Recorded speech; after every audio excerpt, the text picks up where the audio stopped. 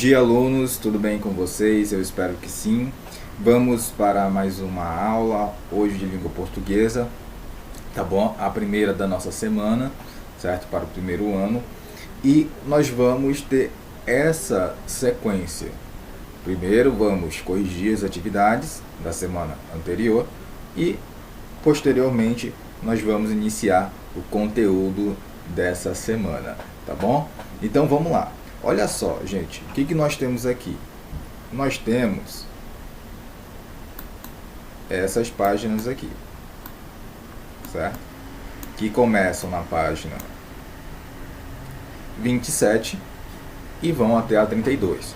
São aquelas páginas que eu falei para vocês que são apenas de exercícios. Exercícios com foco no Enem, ok? Como eu falei para vocês, o Enem é muito importante para o estudante de uma forma em geral, né? Até quem já terminou aí os seus estudos faz o Enem, né? Quando está com uma idade mais avançada, não importa, né? O Enem é para todos, então a gente precisa dar uma olhada nisso daí, beleza? Então é o seguinte, olha só na questão 47, pegue seu livro para você corrigir, tá bom? Na página 27, questão 47. Essa daqui nós fizemos, foi no vídeo da semana passada. Então é o seguinte, letra A, 47, letra A. 48, tem aqui uma imagem, certo? Traz uma linguagem mista, porque tem palavras e tem a imagem, né? E a imagem diz assim: trabalho infantil você não vê, mas existe. Campanha Nacional de Combate ao Trabalho Infantil.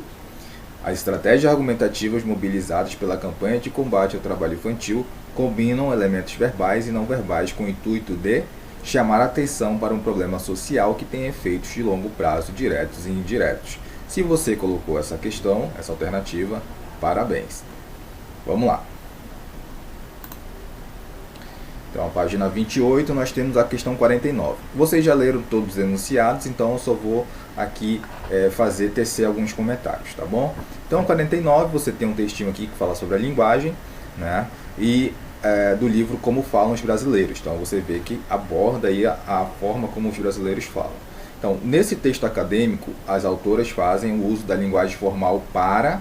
Bom, vocês sabem que esse texto, vocês viram que esse texto, ele é mais voltado para pessoas que ou estudam linguística, ou têm interesse pela linguística, ou querem saber como funciona ali esse meio da linguagem, né? Então, gente, são pessoas mais instruídas, certo? São pessoas mais instruídas. Então, por isso que ela utilizou essa questão formal. Então, a letra C é atender às características do público leitor, ou seja, quem vai ler quer entender o funcionamento da linguagem, quer entender o funcionamento da língua. Então, né, essa alternativa é a mais correta. E na questão 50, nós temos, né, um texto, em que esse texto é muito interessante, realmente todas as questões que estão aqui caíram no Enem, e essa eu lembro porque realmente gerou muita polêmica. O médico que ele debochou de uma paciente que escreveu errado, né, ela escreveu errado algumas palavras. Então, essa questão, a língua varia no tempo, no espaço, em diferentes classes socioculturais. Assim, a atitude do médico demonstra o preconceito linguístico. Lembra que nós falamos ali do preconceito linguístico? Por isso que nós temos que admitir, conhecer todas as variedades, todas as variantes linguísticas, para não, né, ter esse preconceito linguístico, tá bom? 51. Sobre a linguagem usada como recurso na construção do texto, ou seja, desse texto aqui, que é uma canção, levando-se em consideração as diferentes formas linguísticas utilizadas pelos autores na composição de suas obras, é correto inferir que... O que significa inferir? Deduzir, tá bom? Letra E. A variação linguística ocorreu no plano vocabular. O que é isso, plano vocabular? Apenas nas palavras, de fato, tá bom? E está atrelada ao nível de escolaridade socioeconômico do usuário da língua, ou ainda a região. Ou seja, a alteração foi apenas no vocábulo, certo? Apenas no vocábulo, apenas na palavra, Por quê? Porque para indicar ou estar atrelada ao nível de escolaridade, ou seja, aqui ó, que falar, entendeu? Que falar.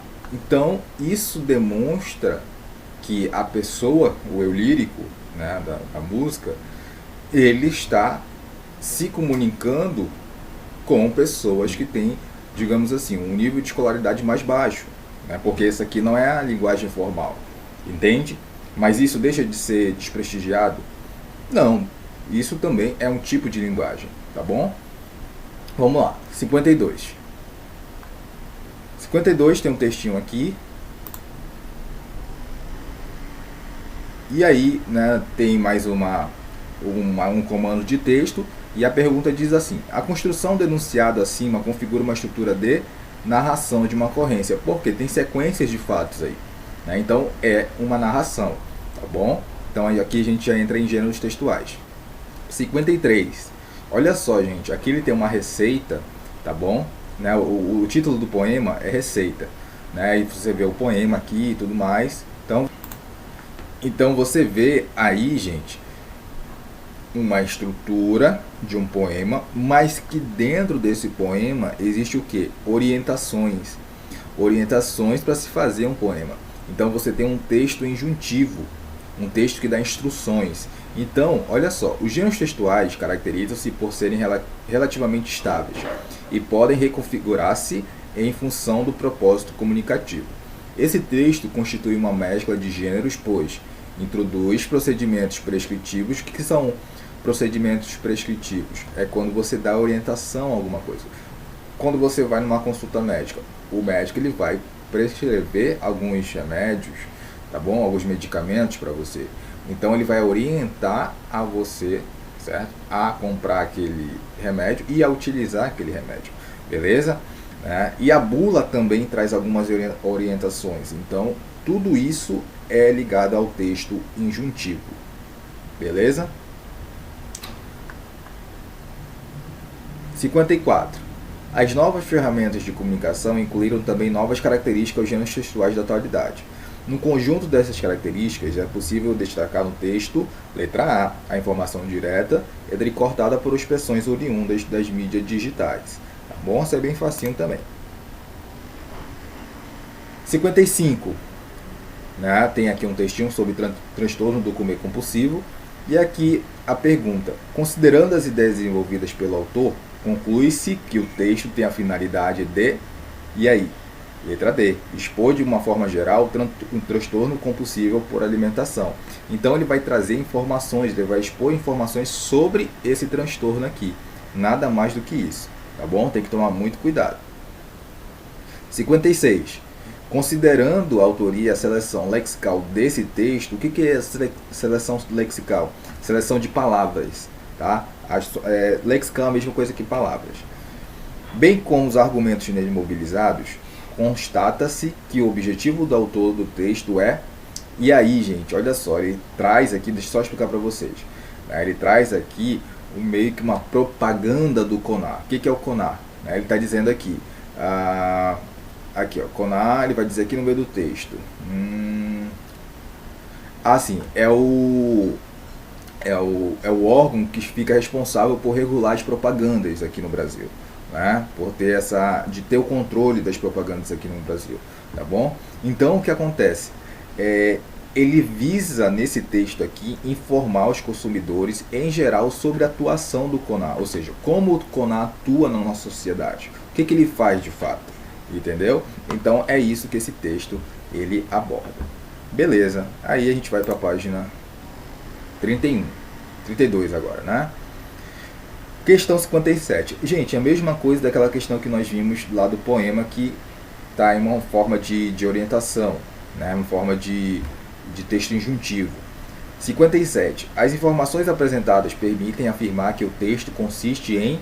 Então, esse texto aqui, gente, olha só, dicas para evitar disseminação de boatos e notícias falsas. Ele vai te dando orientações, ele vai te dando ordens para você poder saber como... né, lidar com essa situação. Então, gente, de novo, né, letra E, um roteiro com orientações para identificação de notícias falsas em redes sociais, o qual ajudará os usuários a parar de disseminá-las.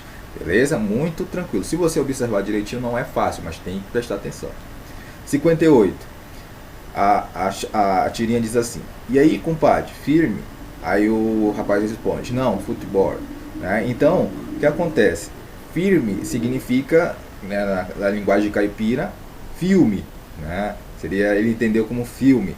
E ele falou: não, é futebol que eu estou assistindo. Então, ao analisar o contexto e os termos do diálogo entre os personagens da tirinha, entende-se que a palavra firme é uma variedade com sentido diverso na linguagem oral e escrita, porque tem dois sentidos. Ele pode ser tanto filme, como pode ser também firme, né? Pode ser: e aí, tudo bem com você? Beleza? Então, gente, vamos aqui. Aqui, ó. Beleza. Vamos para a nossa atividade, tá bom? De educação inclusiva. Corrigir rapidinho aqui a questão número 1 da semana passada, tá? De língua portuguesa e literatura. Observe a imagem abaixo e responda: qual o gênero textual predominante? O gênero textual predominante é o que, gente? É a primeira página do jornal, beleza? 2. A primeira página do jornal é o gênero textual que leva em consideração a relevância do assunto, a atualidade do fato e o interesse do público leitor.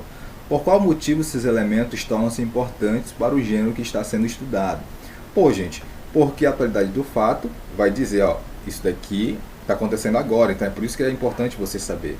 A relevância do assunto: ó, isso aqui é mais importante do que um outro tipo de assunto, então por isso que é importante você ler. E o interesse do público leitor, né? O leitor, ele precisa ter um interesse maior, por quê? Justamente por causa disso, da relevância do assunto, da atualidade do assunto, né? Para ter esse interesse, tá bom? Então, todos esses fatores são importantes quando se elabora uma reportagem, beleza? Ou se elabora aí a primeira página do jornal, ou se elabora aí uma notícia de uma forma geral. 3. Qual a estrutura do gênero primeira página do jornal? Complete as lacunas com as respostas corretas. Manchete e chamada. Legenda e frase. Muito bem.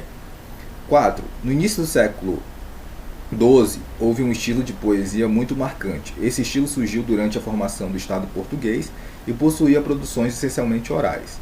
Que estilo é esse? Assinale com um X a resposta correta. Gente, o trovadorismo, né? Letra C. 5. Complete as lacunas com as respostas corretas acerca das cantigas criadas na Idade Média. Bom, o trovador compunha as letras e sons. O trovador também executava suas criações por prazer pessoal ou por galanteria com as moças, né? Queria cantar as moças. E a terceira aqui: os remendadores imitavam os jograis, beleza? E o trovadorismo surgiu em meados da Idade Média, tá bom? Então nós corrigimos aí a nossa atividade. Então nós vamos agora para a nossa aula, tá bom? Olha lá. Bom, gente, vocês têm aí, vocês vão pegar o livro de vocês na página 44, tá bom? Na página 44, que começa com o gênero textual notícia. Semana passada nós trabalhamos a reportagem e essa semana nós vamos trabalhar a notícia. Aí fala: professor, mas tem alguma diferença entre a reportagem e notícia? Tem muitas diferenças. Mas, professor, existe também aí semelhanças entre a reportagem e a notícia? Muitas também, tá bom? Então, olha só. Uma das semelhanças, né, dos padrões entre a reportagem e a notícia é responder justamente o lead. O que é o lead, professor? É aquela sequência que eu falei para vocês. Né? Primeiramente, na reportagem, você tem que explicar, né, o que está acontecendo, o que é o fato, quem está participando desse fato, quando esse fato acontece, onde que acontece, como acontece e por que acontece. Então você tem que preencher isso logo no início. Mas professor, pode acontecer também de aparecer em outros parágrafos? Pode, mas o ideal é você apresentar logo de fato essas informações para o leitor. É que nem na redação. Lembra que eu falei para vocês que você precisa, na introdução, seguir aquela estrutura? Porque eu preciso saber o que você está fazendo, o que você está escrevendo, sobre o que você está querendo escrever, tá bom? Bom, a notícia, ela, de modo geral, é um relato, né, de um fato inédito, né, ou de fatos inéditos, tá bom? Que relacionam-se ao mesmo evento, ok? A notícia também, gente, ela ocorre nos meios de comunicação, né, jornal, rádio, televisão, internet, tá bom? Beleza, tranquilão aí. E aí, gente, obviamente o jornalista é aquele profissional, o repórter é aquele profissional que vai fazer a notícia. Beleza, de maneira imparcial. Tentar, mas eu vou explicar isso para vocês daqui a pouco. Beleza, então, gente, aqui na página, a gente vai chegar agora na página... deixa eu só verificar aqui para vocês, tá bom? Na página 48. Ok? Na página 48 nós temos aí, gente, o conhecimento de mundo. Então, olha só, gente, aqui, olha só, vou te mostrar para vocês. Então, primeiramente, eu quero perguntar para vocês se vocês conhecem um caso que aconteceu em 2018, esse aqui, ó, Cambridge Analytica, né? Que aconteceu, né, na mídia social, divulgou bastante, né? Que era justamente o que, gente? Que o Facebook compartilhou sem autorização dados pessoais dos usuários com a empresa, né, Cambridge Analytica, para fazer propaganda política, né? Então, a gente precisa desse conhecimento de mundo para poder entender a nossa notícia que nós vamos ver agora, tá bom? Vamos lá. Beleza. Isso daí, gente, está na página, para vocês aí na página 44 e 45. Então eu vou ler para vocês, tá bom? Então vamos lá. Redes sociais geram ansiedade e depressão em jovens brasileiros, diz estudo. Levantamento feito pela FGV apontou também que os jovens são os que menos confiam no digital. Eu vou ler uma parte, tá bom? Para a gente poder entender. Aqui são as jornalistas, né? Ana Letícia, né? Aqui é jornalista, aqui é só um, tá bom? Tá bom? Só uma. Ana Letícia Lobank, para o Tech Tudo. Aqui a data, beleza? E quando ele foi atualizado. Para 41% dos jovens brasileiros, as redes sociais causam sintomas como tristeza, ansiedade ou depressão. Os números são da edição de 2019 do Indicador de Confiança Digital, ICD, levantamento contínuo conduzido pela Fundação Getúlio Vargas, que avalia as perspectivas dos brasileiros em relação à tecnologia. O estudo apontou também que os jovens são os que menos confiam no digital. Olha só, informação importante, né? Então você já tem aqui mais ou menos o lead, você já tem mais ou menos algumas informações. Olha só, tem outras informações aqui embaixo. Os adolescentes de 13 a 17 anos têm um ICD mais baixo entre o público analisado, com os 3 pontos em uma escala cuja pontuação máxima é 5. O valor cai ainda para 2,78 entre aqueles com o ensino fundamental completo, que coincide com o público dessa faixa etária. Em contrapartida, os mais velhos confiam mais na tecnologia pela oportunidade de se conectar com as pessoas distantes. Olha só, então tem uma diferença aí, né, entre das idades. Os jovens estão cada vez mais nervosos com a possibilidade de perder alguma coisa que está acontecendo no mundo ou no seu ciclo mais próximo de amizades. Então, gente, olha só o que acontece aqui. Tem-se um problema, né? O jovem ele não consegue mais ficar ali de maneira mais calma, mais quieta. Ele tem que saber de tudo. Ele fica nervoso se ele não souber de tudo. Então, olha só. Todos ficam querendo consultar o celular muitas vezes por dia. Olha só. Explica o professor André Michele, que está à frente do estudo da FGV. Muito importante porque é o professor que traz esse dado, né? Para ele, esses comportamentos são sintomas claros da síndrome FOMO, né? Sigla para Fear of Missing Out. Ainda segundo o pesquisador, os jovens foram um dos mais impactados pelos escândalos de vazamento e uso indevido de dados que ocorreram em 2018, né, como o caso da Cambridge Analytica. Após esse episódio, 64% dos adolescentes deram uma pausa nas redes sociais, enquanto 34% as abandonaram por completo. Então olha só, né, o trauma, né, gente? Muitos fazem isso para preservar sua saúde mental.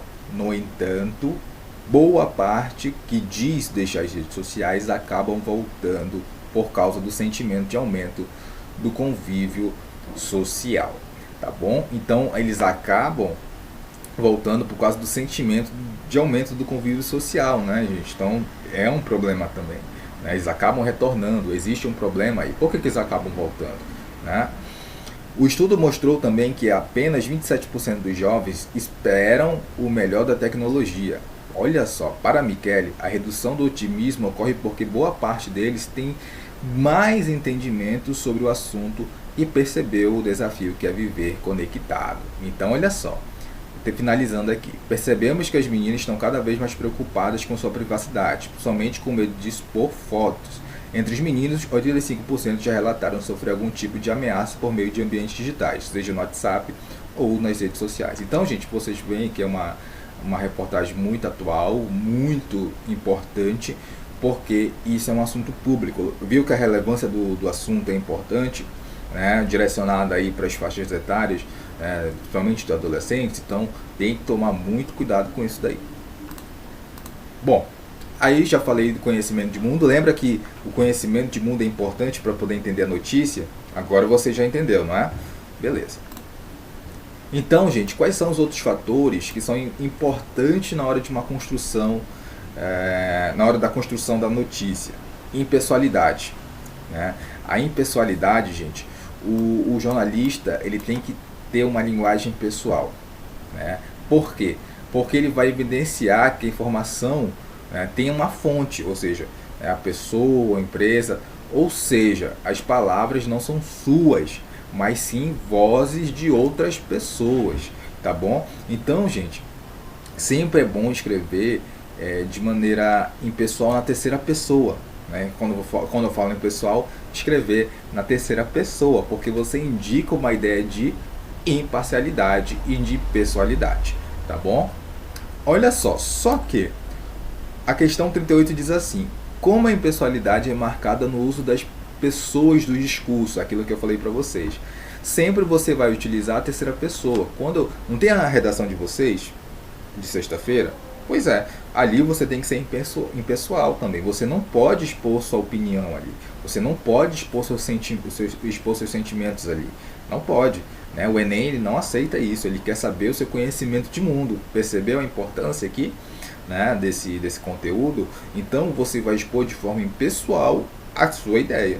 Beleza? Muito bem.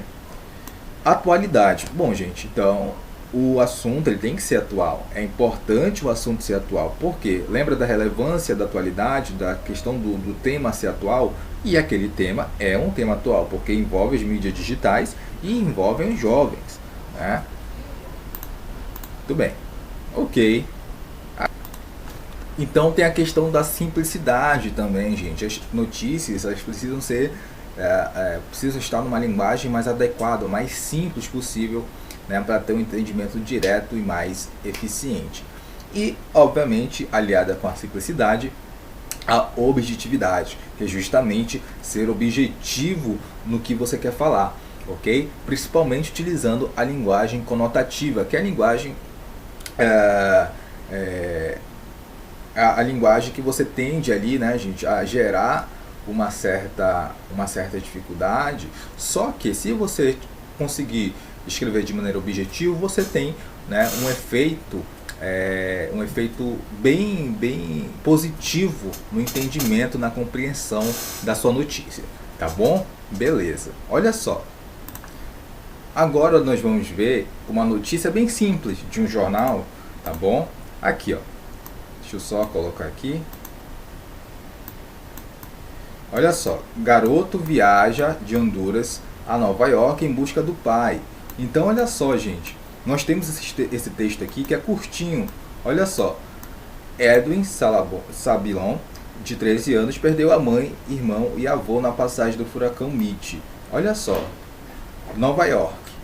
Só e desorientado, viajando de bicicleta, automóvel, trem e ônibus, o garoto hondurenho Edwin Daniel Savilon, de 13 anos, saiu de Honduras e atravessou a Guatemala e o México até chegar a Nova York, onde vive seu pai. A odisseia de Edwin, que lembra, né, a Huckleberry Finn, personagem do escritor Mark Twain, ou a de Josué, o garoto do filme Central do Brasil, começou em 22 de maio na cidade hondurenha de São Francisco de Oia. A mãe, o irmão e o avô dele morreram em novembro, durante a passagem do furacão Mitch, que devastou boa parte da América Central. Ele chegou a Nova York no domingo, mas até ontem não tinha conseguido encontrar-se com o pai. Grave Savilon Vasquez, pai de Edwin, enviou ao garoto, por intermédio de um vizinho hondurenho, $200 e um bilhete com instruções vagas para que se encontrasse com ele às 15 horas no domingo do dia 27, no aeroporto LaGuardia, em Nova York. Do modo que pôde, o garoto iniciou a longa viagem, cruzou a fronteira de Honduras com a Guatemala e depois da Guatemala com o México. Então vocês veem essa notícia. Gente, olha o lead aí, né? Nós vamos responder algumas perguntas. O que é esse fato, gente? O que a gente tem que responder no lead? O que é esse fato? É o garoto que saiu de Honduras e atravessa a Guatemala e o México, né? E chega a Nova York em busca do pai. Então, isso se torna o fato. Isso é o que o jornalista está querendo, né, expor. É o fato que o jornalista está querendo expor. Beleza? Aqui. Quem é que está envolvido nisso daí? Quem são os personagens? O principal é o garoto hondurenho Edwin, beleza? Quando isso acontece, gente, são importantes essas informações. Olha só, vocês viram aqui, não sei se vai aparecer aqui, ó, rapidão. Aqui, ó, aqui embaixo nós temos a fonte, né? A fonte do New York Times, né? E aí, gente, ela foi reproduzida pelo Estado de São Paulo em 30 de junho de 1999, certo?